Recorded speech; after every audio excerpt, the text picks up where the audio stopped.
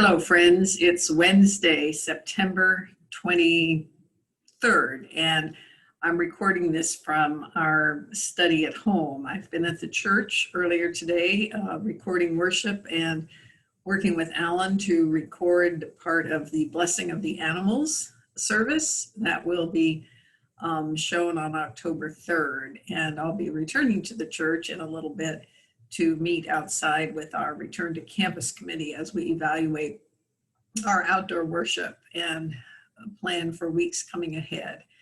I can report that we had 50 people at outdoor worship, our English speaking service on Sunday morning at 9:15. I'm grateful to Alan Cook, who has organized our return to campus, and to the many volunteers who are helping us implement this new service. We are learning, and we have some new equipment that is helping us to have a good worship experience outdoors in terms of sound. So I hope that if you are in a category of people who can safely come to a distanced, masked, short service outdoors, I hope you'll consider joining us. We are socially distanced, and because we are outside, I think the experience is very safe.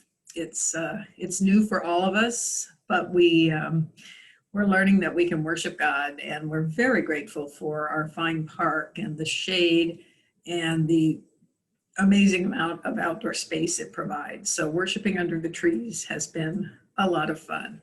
Of course, we continue our online worship, and I know that many of you will continue worshiping with us online. A lot of people have been asking questions about what we will do when the weather is not very friendly for outdoor worship. And the answer is we are trying to think that through. We have several options, including simply suspending outdoor worship and relying again on our online worship, or perhaps trying to find some kind of very simple protective shelter like a big tent. I'm not sure what we will do, and I'm sure that we would welcome any ideas that you might have. We are going to work on a proposed protocol for in-person worship, but inside, but for a variety of reasons, including the strict limitations on the number of people we can have, even in our large sanctuary. I don't anticipate that this will happen soon. Many of you have made it clear that you do not want to come to indoor worship until there's a vaccine that has been widely distributed, and I very much respect and support that decision. So we continue to worship in a variety of ways, and I hope that one of those ways is meeting your spiritual needs. Speaking of our campus, I'm really grateful that we now have 5 days a week, Monday through Friday, when every day a wonderful volunteer is walking through our large campus, picking up any trash that may be there, and also observing any problems with the physical plant that we might need to address.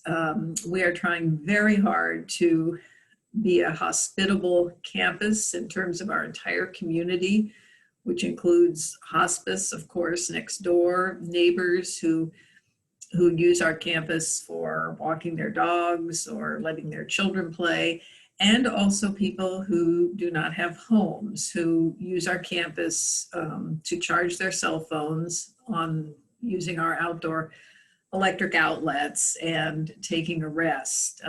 We have established and communicated with the community through signs and conversations that our campus is closed from 10 p.m. until the next morning, and that we do not believe it is safe for people to sleep overnight on campus. And I believe with more communication with our homeless neighbors and more frequent presence on the campus, people are, for the most part, honoring that.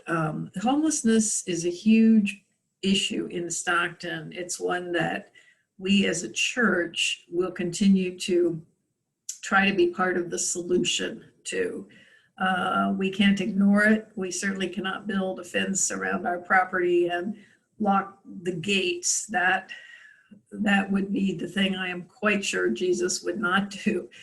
And at the same time, we want our space to be safe for everyone, for the nursery school, for our church members, for our neighbors.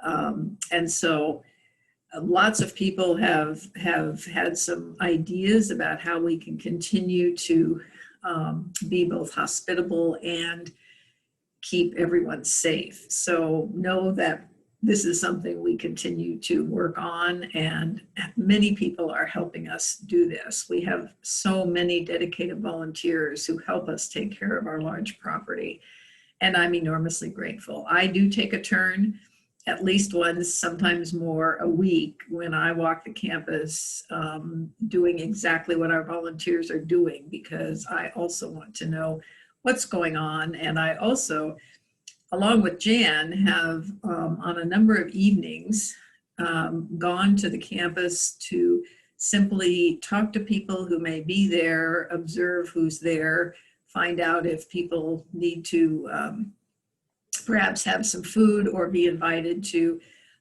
access other resources that are available in Stockton to help them find food and shelter. So we are trying to use all the resources available as we work with God's people in our community. I'm also very grateful to our stewardship team. We have a subcommittee of the Finance Committee. We have been meeting every other week for much of the summer and now into the fall as we plan for organizing and executing our pledge drive this fall. Our theme, as you probably know by now, is our church, our community, our world. We have a number of members of Central who, via short videos and written notes in our email mailings, are going to be sharing about why supporting Central's ministry has been important to them. During a time when so much is uncertain, we want people in our church to know that every single person can participate in a meaningful way in supporting the ministry of our church, through service, through prayer, through presence when appropriate, and certainly through financial gifts. And the size of the gift really does not matter as much as a gift that honors the donor and says, yes, I want to be a part of this ongoing ministry. So we are planning a festive drive-through, drop in your pledge card on Sunday, October 25th, the last Sunday in October. And you'll be hearing more about that because we'll have some special music, and we want people to actually have the opportunity to come onto our campus and show your participation as we continue our ministry in the coming year. So there is lots happening, from Bible study to parent support group to caregivers groups to our active prayer chain to delivering food to food pantries. And I'm so thankful to be a part of Central's active ministry. I hope finally that every single one of you has completed your 2020 census. That's very important. And that you